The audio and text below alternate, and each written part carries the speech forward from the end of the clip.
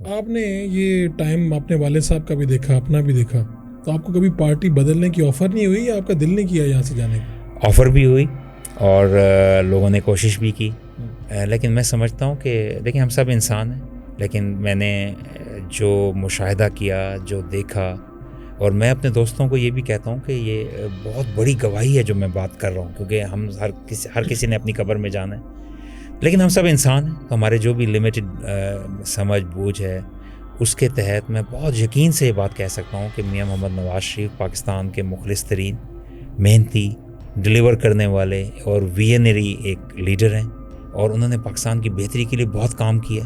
میں نے ان کو اپنی ڈیلنگز میں ان کے ساتھ سفر بھی کیا، ان کی کیبنٹ میں بھی کام کیا، ان کو انتہائی ایماندار اور ایک اسٹیٹس مین لائک پالیسیز والا شخص پایا، جو اپنے ذاتی مفادات، ذاتی کاروبار، ذاتی پارٹی کو بھی، ذاتی پارٹی میں اس لیے کہتا ہوں کہ لوگوں کی پارٹی ہوتی ہے، لیکن آج مسلم لیگ نون جس جگہ پر ہے، اس کی لیڈرشپ اس کو زیرو سے اس جگہ تک پہنچانے کے لیے محمد نواز شریف کو اگر آپ نکال دیں تو آپ کو وہ کہیں بھی نظر نہیں آئے گی شاید۔ تو ان کی جو سٹرگل ہے اتنی زیادہ اس پارٹی کے لیے، اس کو بھی وہ پیچھے کر دیتے ہیں جب قومی مفاد کی بات آتی ہے۔ تو میں بہت مطمئن ہوں ان کی لیڈرشپ، اور میں سمجھتا ہوں کہ پی ایم ایل این میں جو نسبتاً بہتر، باقی ہم سب انسان ہیں، کمیوں کوتاہیوں والے ہیں، پرفیکٹ اللہ کی ذات کے علاوہ کوئی نہیں ہوتا، پرفیکشن ہم دیکھنے نکلیں گے تو ہمیں مجھ سمیت کوئی شخص کبھی پرفیکٹ نہیں ہو سکتا، لیکن جتنی اچھی خوبیاں مجھے میاں محمد نواز شریف اور ان کی ٹیم میں نظر آتی ہیں، میں کسی اور پارٹی میں نہیں آتی، میں سمجھتا ہوں کہ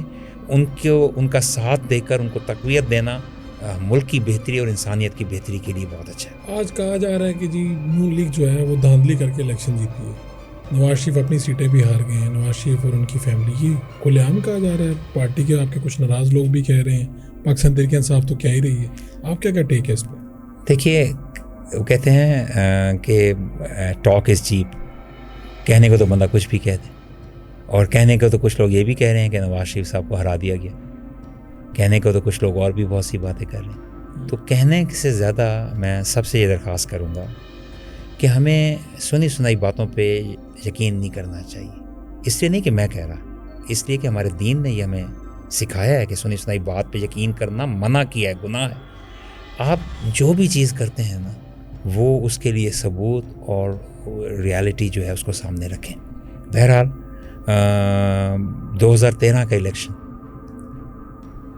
پاکستان کی تاریخ کا میں سمجھتا ہوں کہ فیئر ترین الیکشن تھا۔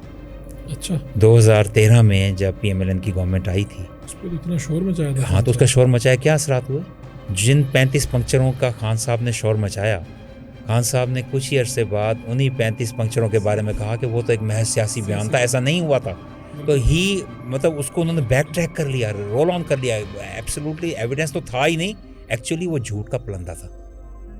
تو اس جھوٹ کے پلندے کے اوپر جو ہے وہ ایک پیالی میں طوفان برپا کیا گیا، اور وہ ملک کے لیے زہر قاتل ثابت ہوا۔ ہمارا معاشرت، اگر ہم فاروق صاحب، اگر ہم اس کے ان خرابیوں کے اثرات پاکستان کے اوپر دیکھیں، میٹرو کا روکے جانا، پروجیکٹس کا روکے جانا، میٹرو کیوں بنائی جاتی ہے؟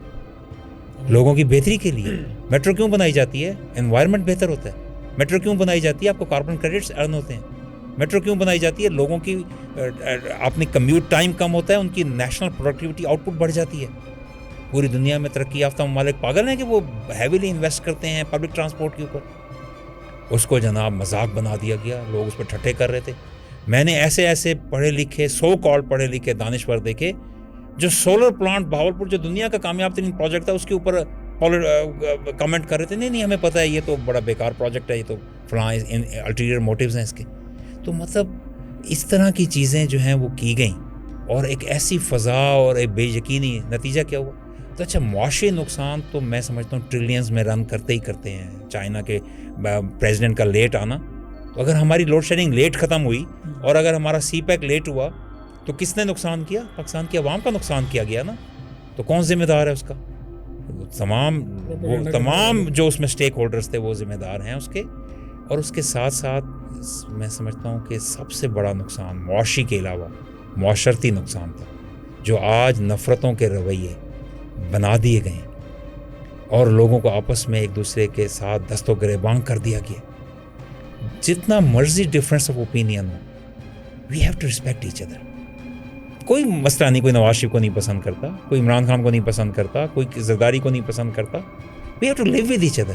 ایک پلورلسٹک سوسائٹی میں وی ہیو ٹو کو ایگزسٹ.